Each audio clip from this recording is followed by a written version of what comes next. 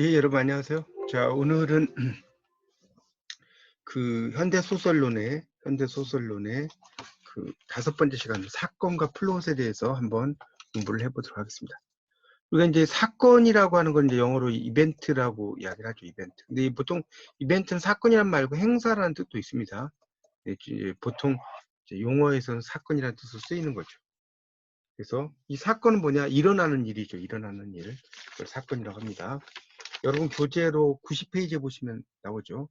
사건이라는 게 뭔지. 첫째 줄에.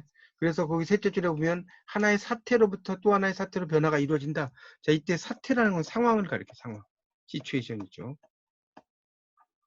그래서 이제 거기 그 다음 단락 둘째 줄에 채트먼은 사건이 작중인물에 의해서 의도적으로 만들어진 의미를 지니는 변화인 경우에 행동 혹은 행위라고 부른다라고 나오죠. 액션이나 액트라고. 그래서 그 변화가 인물에 의해 생겨난 게 아니고 본질적인 의미를 지니지 못하는 경우에는 우발적인 사건이다. 그래서 이제 해프닝이라고 이야기를 하는 거죠. 우발적인 사건. 자, 거기 그 91쪽에 보면 사건의 선택이라고 이제 나오죠.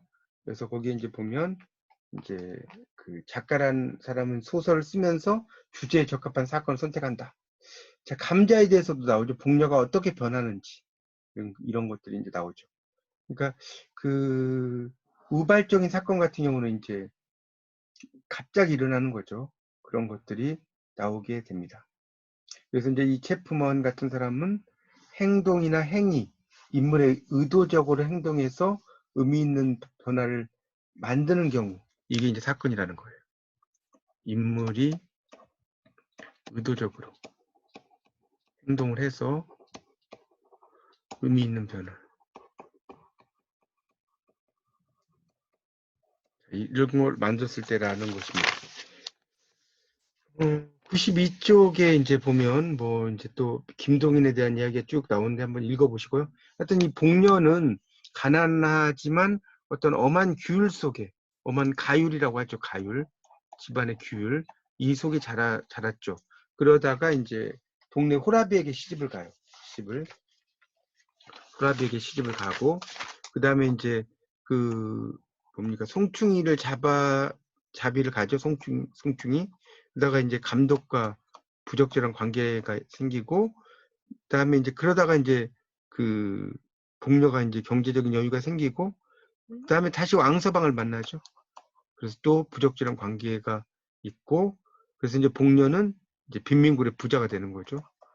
그리고 이제 왕서방이 결혼한다는 소식을 듣고 행패를 부리다가 이제 살해되는 이야기죠. 그래서 복녀 남편은 돈을 받고 이제 복녀가 뇌힐혈로 죽은 것으로 하고 매장하는 이야기가 이 감자의 전반적인 이야기입니다. 자, 플롯이라는 게 93쪽에 나오죠. 플롯이라는 건 보통 이제 우리말로 하면 구성이라고 보통 번역을 해요. 플롯이란 말 자체가 구성. 이제 미토스라고도 이야기를 합니다. 그래서 거기 그 플롯이라는 걸 잘 짜는 게 중요하죠. 거기 93쪽에 그 플롯에서 두 번째 단락에 여섯째 줄부터 밑줄 좀 치세요. 플롯의 구성은 소설의 의미를 표현하는 가장 중요한 작업이라고 할 수 있다. 이런 말이 나옵니다. 자, 그래서 이 플롯은 이제 E.M. 포스터가 이제 플롯을 스토리와 대립시켜서 스토리라고 하는 것은 시간에 따라 시간 순서에 따라서 배열된 것이고, 그 다음에 우리가 말하는 플롯이라고 하는 것은 인과성이라고 하죠. 원인과 결과에 의해서 재배열된 것이다. 그래서 이 작가가 제시하는 경험의 의미를 독자가 느끼게 하고 독자로 하여금 무엇이 원인인지 인과관계를 밝혀주는 게 플롯이다라고 설명이 되고 있죠. 우리가 흔히 왕이 죽었다 그리고 왕비가 죽었다, 자, 이런 경우는 이제 스토리지만 왕이 죽었다 그 슬픔으로 인해서 왕비가 죽었다 이러면 플롯이 이제 되는 거라고 볼 수도 있습니다. 그렇게 이해하시면 될 것 같습니다. 그래서 이제 플롯은 94쪽의 둘째 줄이죠. 인과관계에 의해 재별되는 원리이자 결과일 뿐 아니라 특정한 이야기를 강조하거나 약화시키고 어떤 사건은 해석하거나 해석하지 않고 보여주거나 말하고 논평을 하거나 침묵하고 어떤 양상들에 의해서 초점을 맞추는 것이 될 수도 있다. 이렇게 설명을 하고 있습니다. 자, 그래서 이제 이 모티프라고 하는 것에 대해서 이제 이 토마셰프스키가 이야기를 쭉 하고 있죠. 그 뭡니까? 마지막 단락이 94쪽에 하나의 작품에는 서로 다른 모티브가 병존하는데 토마셰프스키는 두 개의 쌍으로 나눈다. 이야기 전개에 반드시 필요한가 아닌가에 따라 한정 모티프와 자유 모티프. 한정 모티프는 이야기 전개에서 생략할 수 없는 모티프고요. 자유 모티프는 빼도 말이 되는 모티프다. 나왔죠. 자, 그래서 사건이 이제 연쇄적으로 이제 잘 이어진다는 것을 이야기하고 있고요. 96쪽에 보면 이제 사건과 사건의 관계가 선조성, 인과성, 우발성이 있는데 선조성이라는 말이 좀 어려운 말인데요. 선조라는 것은 이제 이 선자가 원자 선자죠. 한자로 보면 선. 조라는 것은 이제 어떤 가지 같은 걸 이야기하는 거죠.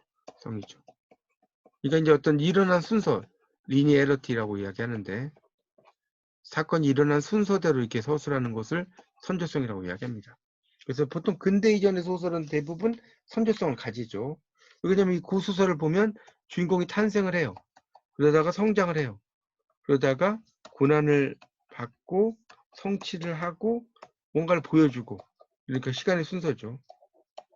연대기나 이런 것을 이야기하는 거라고 볼 수가 있습니다. 그게 이제 선조성이라고 볼 수가 있겠죠. 그 다음에 이제 인과성은 원인과 결계, 인과론적이죠. 자, 97쪽에 보면 왕이 죽고 왕비가 죽었다는 이야기지만 왕이 죽자 슬픔을 못 이겨 왕비가 죽었다는 것은 플롯이다라고 나왔죠. 시간의 연속은 보존하되 고 있지만 인과 감이 거기에 그림자를 두리고 있다. 왕비가 죽었다. 사인, 죽음의 원인이라는 거예요. 사인이라는 것. 그 사인을 아는 사람이 하나도 없어요. 왕이 죽은 슬픔 때문이라는 게 밝혀졌다는 거죠. 자, 그래서 밑에 나오죠. 이야기와 플롯과 신비를 안고 있는 플롯 그 도표 97쪽에 도표에 별표를 쳐놓으세요. 그 신비를 안고 있는 플롯은 왕비가 죽었다가 먼저 나오는 거예요. 사인을 아는 사람이 하나도 없더니 왕이 죽은 슬픔 때문이란 것이 밝혀졌다. 이런 거.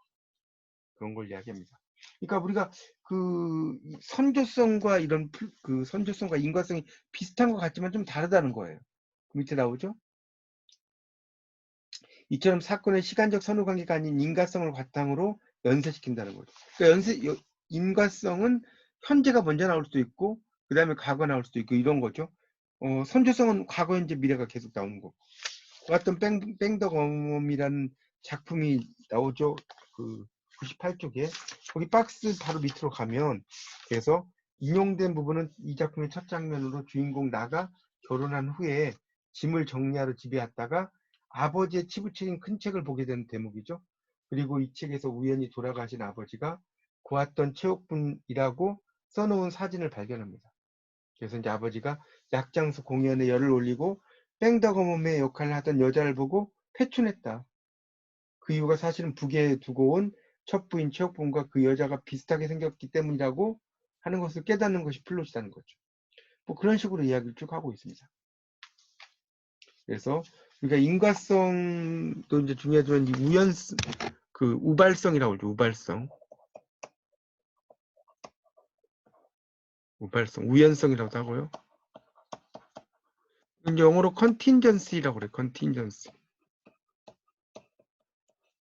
라고 이야기하는데, 그러니까 결국은 이제 개연성이나 필연성, 인과성을 찾기 힘든 사건의 연쇄죠. 개연성, 필연성, 인과성. 이런 걸 찾기 어려워요. 그런 것을 이야기하는 겁니다. 자, 김승옥의 서울 1964년 겨울이라고 하는 작품 있지 않습니까? 서울 1964년 겨울. 여기에 보면 이제 세 사람, 나가 나오고, 안이 나오고, 사내가 나오죠? 그런데 이제 막 포장마차에 술도 마시고 이러지만 결국 사내가 자살하죠. 그래도 아무 일이 없던 것처럼 이제 생각하는 이야기죠. 자, 그래서 이제 우발성에 대한 이야기가 쭉 나오고 있습니다.